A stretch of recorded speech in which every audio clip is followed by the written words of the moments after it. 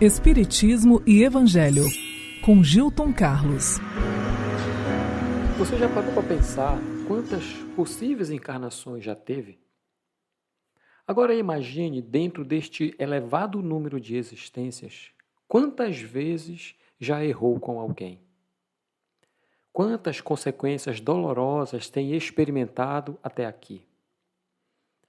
Jesus nos diz o caminho para cessar o ciclo destas dores. Ele fala: perdoe para ser perdoado. Eu sou Gilton Carlos, aqui no Espiritismo e Evangelho, onde nós falamos a você que gosta das ideias espíritas, dos temas de interesse da alma humana e sempre do Evangelho de Jesus. Hoje vamos falar nesse episódio sobre perdão por um quarto de hora.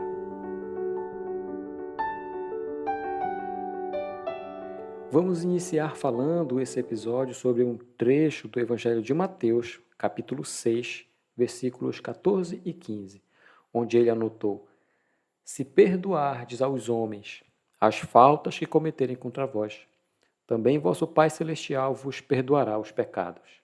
Mas, se não perdoardes aos homens quando vos tenham ofendido, vosso Pai Celestial também não vos perdoará os pecados.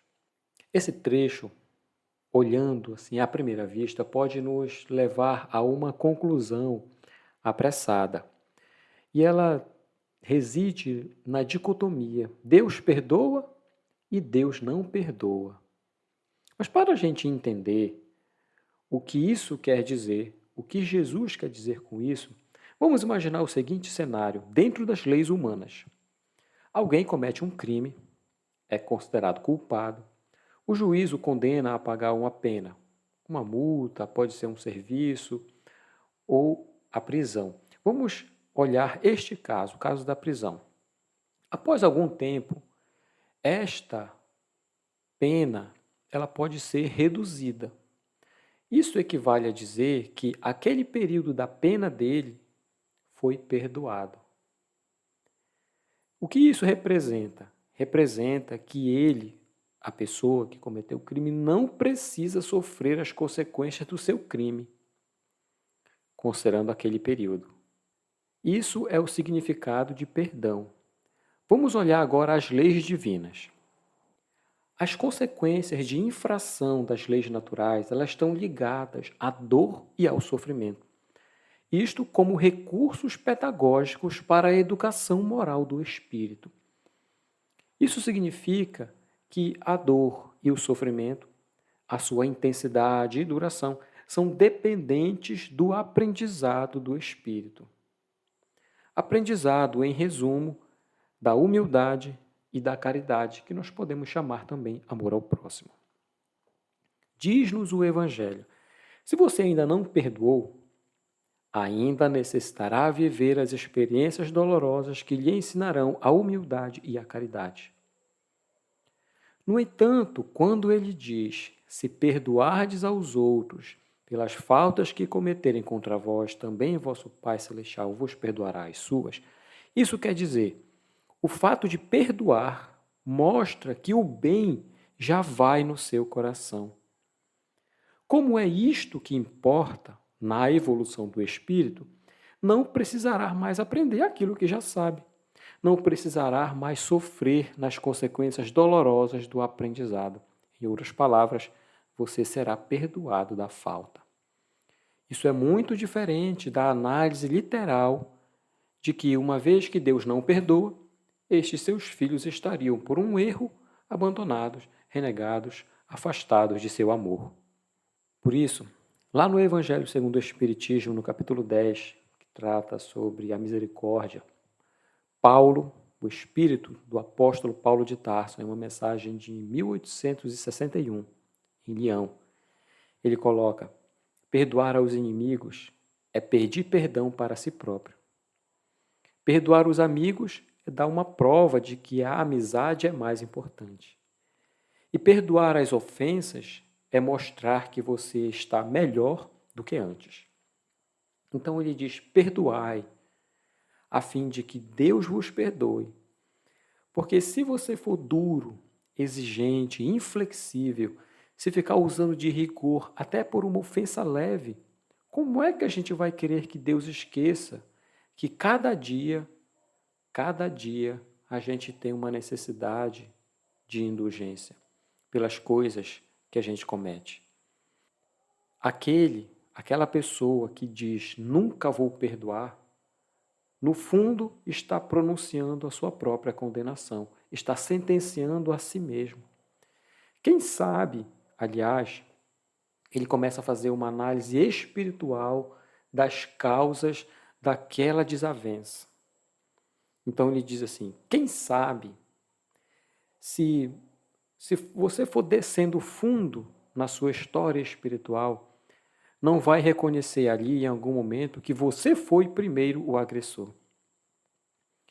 Quem sabe se nessa luta, que começou por uma alfinetada, uma provocação, qualquer coisa pequena e que acaba por uma ruptura de laços, quem sabe não foi você quem deu o primeiro golpe.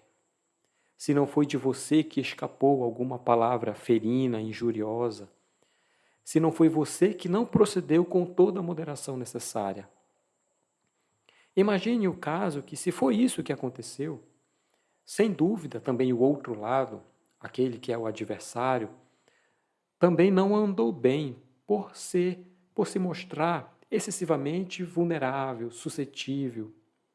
Mas se isso acontece, é uma razão ainda maior para que você seja indulgente para com ele e para que não seja, assim, merecedor da vingança que ele venha lhe lançar. Então ele coloca o primeiro ponto. Vamos admitir que, em uma dada circunstância, você foi realmente ofendido, certo? Mas quem poderá dizer que você não envenenou as coisas com represálias e não favoreceu que uma coisa que era simples, poderia cair no esquecimento, tomasse uma proporção maior? Então ele diz: se foi esse o caso, se foi de você que dependia impedir as consequências e não o fez, tem culpa. Mas aí ele coloca: então vamos admitir, por final, que nenhuma censura no seu procedimento você seja merecedor. Se essa é a situação, mostrai-vos clementes, indulgentes, amorosos, e isso só vai fazer com que o vosso mérito cresça. Então ele continua dizendo: há duas maneiras bem diferentes de perdoar. Aquele perdão que vem dos lábios, mas aquele outro que nasce no coração. Porque há muitas pessoas que dizem para um adversário: eu lhe perdoo. Mas interiormente ainda guarda aquele sentimento de alegria e de prazer quando vê o outro passando algum mal. Quantos não dizem por aí: eu perdoo, mas depois colocam ao lado: só que eu não quero mais, nunca mais vê-lo na minha frente.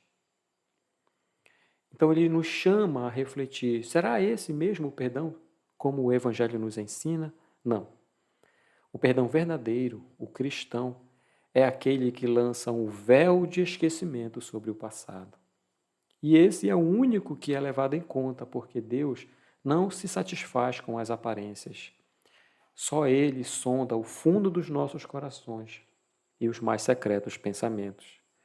Ninguém se impõe a Deus através de palavras vãs ou de fingimento. Então, conclui dizendo que o esquecimento completo e absoluto das ofensas, não dos atos que geraram ela, mas das ofensas, daquilo que a gente guarda no coração. Isso é próprio das almas elevadas, das almas que estão se elevando. Já, por outro lado, o rancor, a mágoa cultivada é sempre um sinal de baixeza, de inferioridade. Não devemos esquecer, diz Paulo, que o verdadeiro perdão, ele se reconhece muito mais pelos atos do que pelas coisas que são ditas. Olhem que implicações essas reflexões podem ter na nossa vida. Primeiro, as consequências de alimentarmos essas desavenças e esses maus sentimentos serão sempre dolorosas.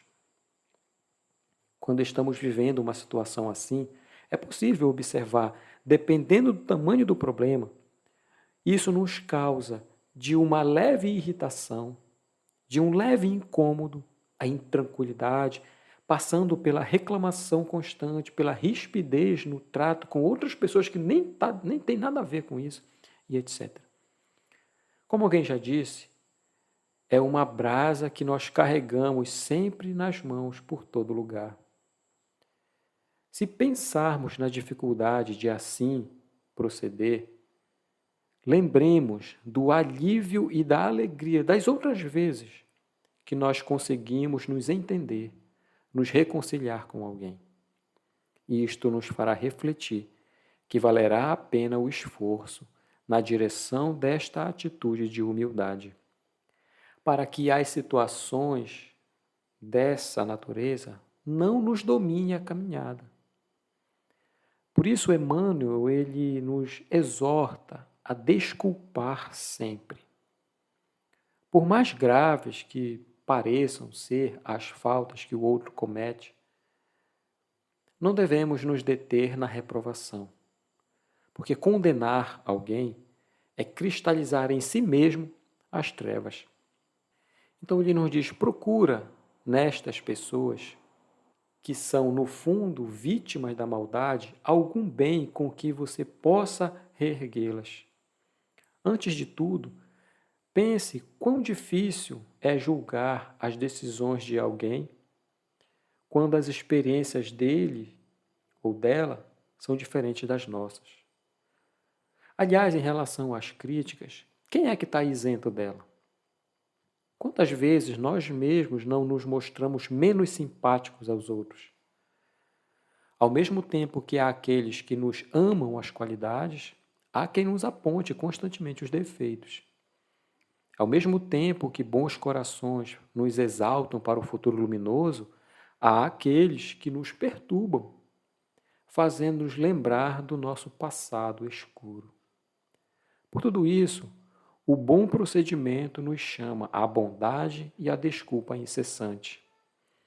E à medida que nós vamos perdoando, esquecendo o mal e nos ligando ao bem, por consequência, receberemos de Deus, através da simpatia e da cooperação dos outros, aquele perdão das faltas que um dia cometemos, nos permitindo assim novas e sublimes experiências de renovação.